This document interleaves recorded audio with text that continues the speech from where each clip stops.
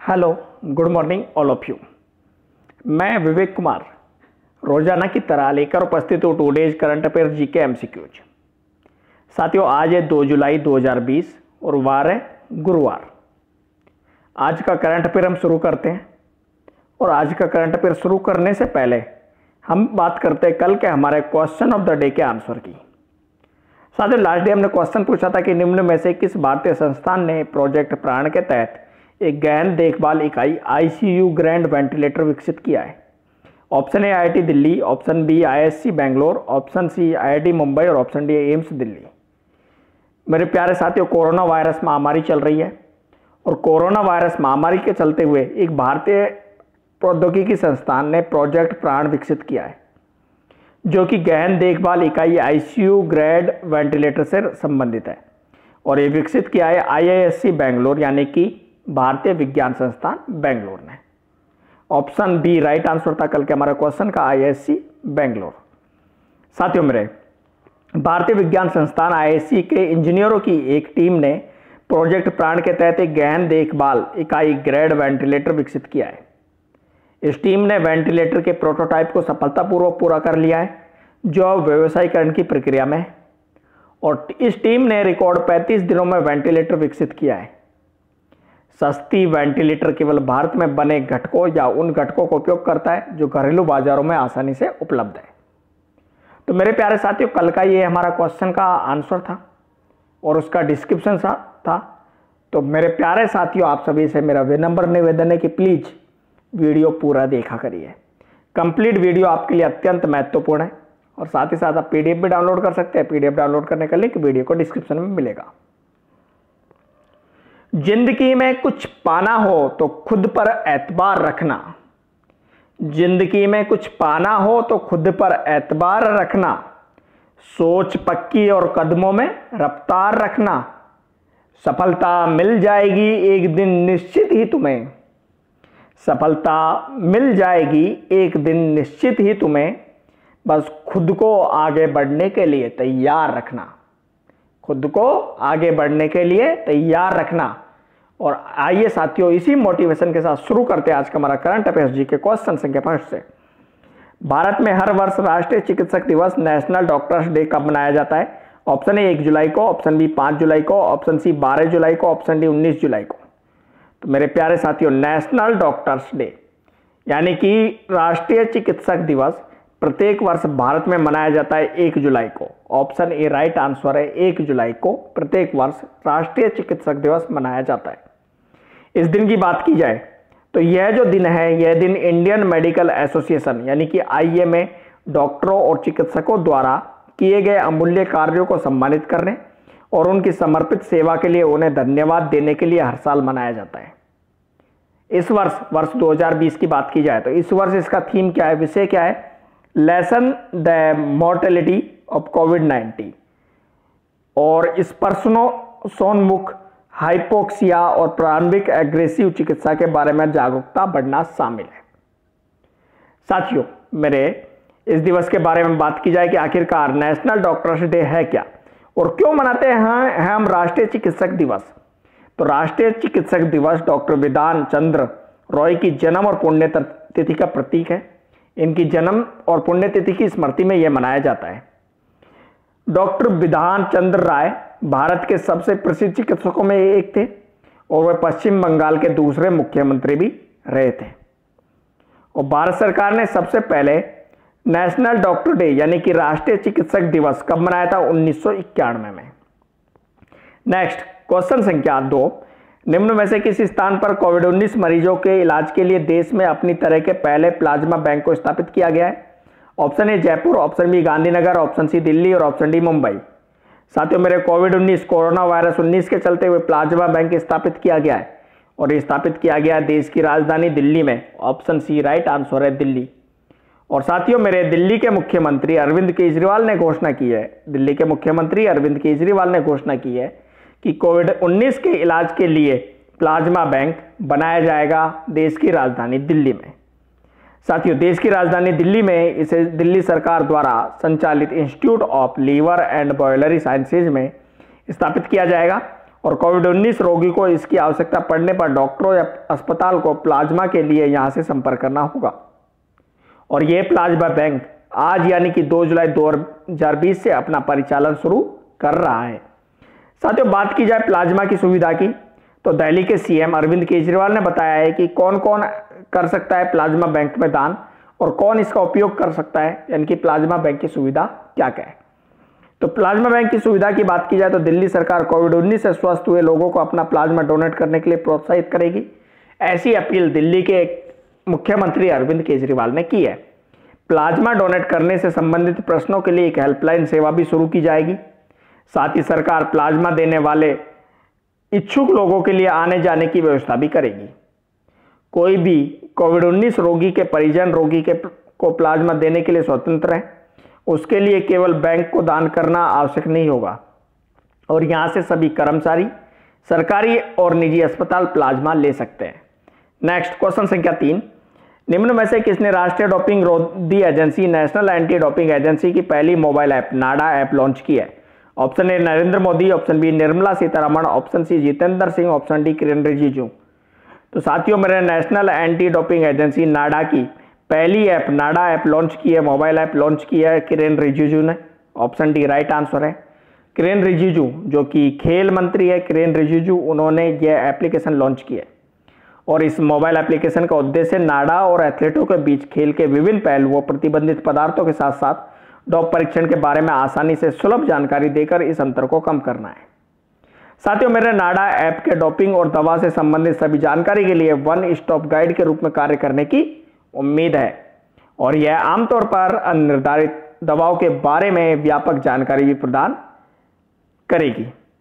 साथियों, next question है question संख्या 4, किस राज्य की सरकार ने कोविड-19 महामारी के कारण लगे देशव्यापी लॉकडाउन के दौरान छात्रों की शैक्षणिक नियमितता को ध्यान में रखते हुए वर्चुअल प्लेटफॉर्म पर हमारा घर हमारा विद्यालय अभियान शुरू किया है?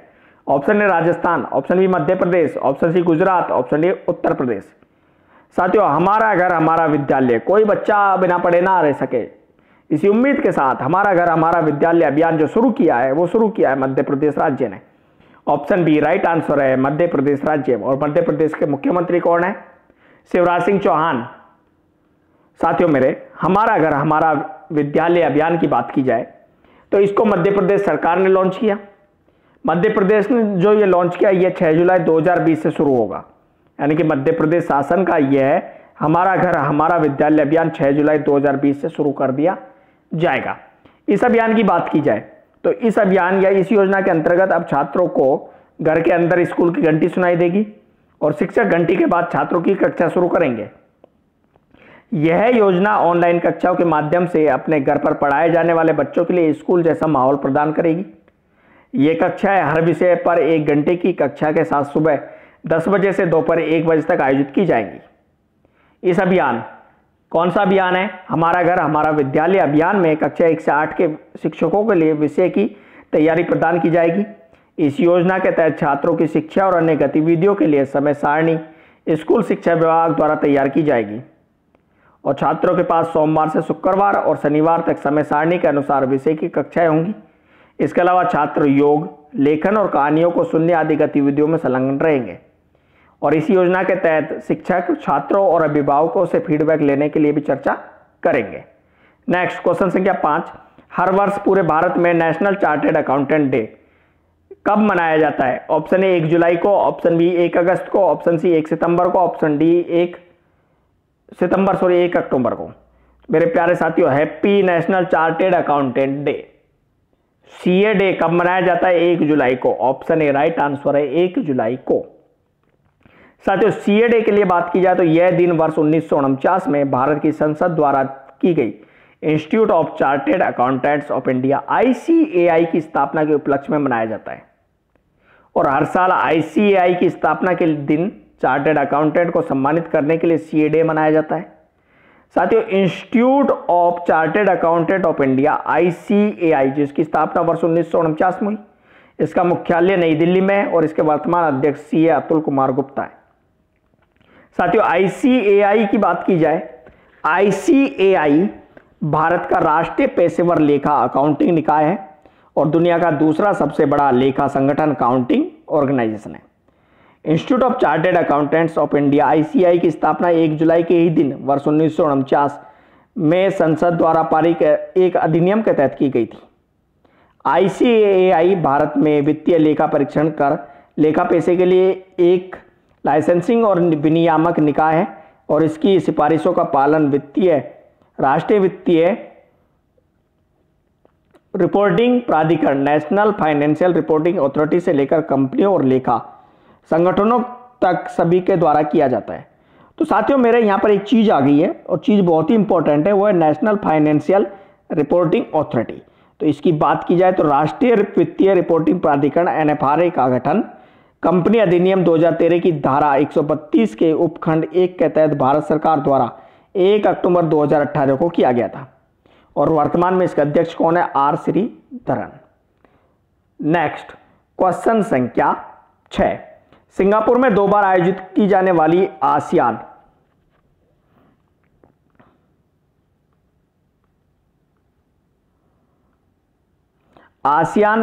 Association of south east Asian national summit 2020 का 36वां संस्करण किस देश में वीडियो कॉन्फ्रेंसिंग के जरिए आयोजित किया गया है? Option A Indonesia, option B Philippines, option C Vietnam, option D Singapore. तो साथियों मेरे एशियन समिट 2020 यानी कि 36वां संस्करण जो आयोजित किया गया है वो किया गया है वियतनाम में। ऑप्शन सी राइट आंसर है वियतनाम, और वियतनाम के हनोई में। तो साथियों मेरे जो हनोई में, ये वियतनाम के हनोई में 2020 का आसियान सम्मेलन आयोजित किया गया है। इस बार जो शिखर सम्मेलन है इसका विषय क्या है? कोहेसिव एंड रेस्पॉन्सिव आसियान था और इस शिखर सम्मेलन का मुख्य उद्देश्य कोविड-19 महामारी प्रतिक्रिया, महामारी के बाद रिकवरी और भागीदारों के साथ भविष्य में सहयोग पर था। इससे पहले 36वां आसियान शिखर सम्मेलन अप्रैल 2020 में मध्य में वियतनाम के दा नांग में होने वाला था, लेकिन कोविड-19 महामारी के कारण इसे स्थगित कर दिया गया। साथियों आसियान में 10 देश हैं और 10 आसियान के देश कौन कौन से हैं? Myanmar, Thailand, Laos, Philippines, Vietnam, Cambodia, Singapore, Malaysia, Bruny और इंडोनेशिया। ये 10 देश हैं जो कि ब्रूनी, कंबोडिया, ये सारे 10 देश हैं जो कि किसके? आसियान सदस्य हैं। नेक्स्ट क्वेश्चन संख्या 7, निम्न में से किसे पहले पीसी माल नोबिस पुरस्कार से सम्मानित किया गया है? Option A D Subba Rao, option B Urjit Patel, option C Raghuram Rajan, option D C Rangarajan. साथियों मेरे father of Indian statistics P C Mahalanobis के नाम पर एक पुरस्कार दिया जाता है और इस पुरस्कार से इस बार जो सम्मानित किया गया है वो किया गया है सी रंगराजन को। ऑप्शन डी राइट आंसर है सी रंगराजन। यानी कि सी रंगराजन कौन है आपके? सी रंगराजन जो है उनका पूरा नाम चक्रवर्ती रंगराजन है, जिन्हें को आधिकारिक सांख्यिकी में लाइफ टाइम अचीवमेंट के पहले प्रोफेसर पीसी मालनोबिस पुरस्कार से सम्मानित किया गया है। उन्हें राष्ट्रीय आय के आकलन से संबंधित मुद्दों का समाधान प्रदान करने के लिए दिए उनके उत्कृष्ट योगदान के लिए लाइफ टाइम अचीवमेंट अवार्ड दिया गया। इस पुरस्कार की शुरुआत सांख्यिकी और कार्यक्रम कार्यान्वयन मंत्रालय MOSP द्वारा इसी वर्ष यानी कि 2020 में की गई है और अब इसे आधिकारिक सांख्यिकी के विकास और संवर्धन के लिए किसी भी व्यक्ति द्वारा किए गए उत्कृष्ट और सराहनीय योगदान के लिए प्रतिवर्ष प्रदान किया जाएगा। नेक्स्ट क्वेश्चन संख्या 8, किस राज्य की सरकार ने कौशल कनेक्ट फोरम नामक एक नया पोर्टल लॉन्च किया है? Option A Karnataka, option B Rajasthan, option C Tamil Nadu, option D Andhra Pradesh. तो साथियों मेरे कौशल कनेक्ट फोरम जो लॉन्च किया गया है वो लॉन्च किया कर्नाटक की सरकार ने। Option A right answer Karnataka की सरकार ने। इस पोर्टल की बात की जाए तो यह पोर्टल नौकरी की तलाश करने वालों को एक मंच पर नियोक्ताओं के साथ जोड़ने का प्रयास है। यह रोजगार की तलाश करने वालों को उपलब्ध नौकरियों की जानकारी भी प्रदान करेगा। इसके अलावा यह पोर्टल नौकरी चाहने वालों और नियोक्ताओं के बीच के अंतर को कम करने का काम भी करेगा। कोई भी व्यक्ति अपनी योग्यता, कौशल ब्यौरा और अन्य जानकारी अपलोड करके कौशल कनेक्ट फोरम पोर्टल पर पंजीकरण कर सकता है। इस प्रकार नियोक्ता भी अपनी आवश्यकता और उपलब्धता अनुसार पोर्टल पर पंजीकरण करेंगे। यदि कोई व्यक्ति बेरोजगार है तो उसे कौशल प्रदान किया जाएगा और फिर नौकरी पाने के लिए सक्षम बनाया जाएगा। नेक्स्ट क्वेश्चन संख्या 9, हर साल राष्ट्रीय डाक कर्मचारी दिवस नेशनल पोस्टल वर्कर्स डे कब मनाया जाता है? ऑप्शन ए 1 जुलाई को, ऑप्शन बी 10 जुलाई को, ऑप्शन सी 21 जुलाई को और ऑप्शन डी 31 जुलाई को। साथियों मेरे नेशनल पोस्टल वर्कर्स डे कब मनाया जाता है? 1 जुलाई को। ऑप्शन ए राइट आंसर है 1 जुलाई को दुनिया भर में डाक कर्मियों को सम्मानित करने के लिए नेशनल पोस्टल वर्कर डे मनाया जाता है। इस दिवस की बात की जाए तो यह दिवस राष्ट्रीय डाक कर्मचारी दिवस डाकिया और सभी डिलीवरी कर्मियों को धन्यवाद करने का एक अनूठा तरीका है। भारत में कोविड-19 महामारी चल रही और महामारी के दौरान डाक सेवाओं में विशिष्ट विविधता आई है। अब डाक विभागों में कार्यकर्ता नए कोरोना योद्धा, क्या नाम दिया गया इनको, कोरोना योद्धा के रूप में काम कर रहे हैं।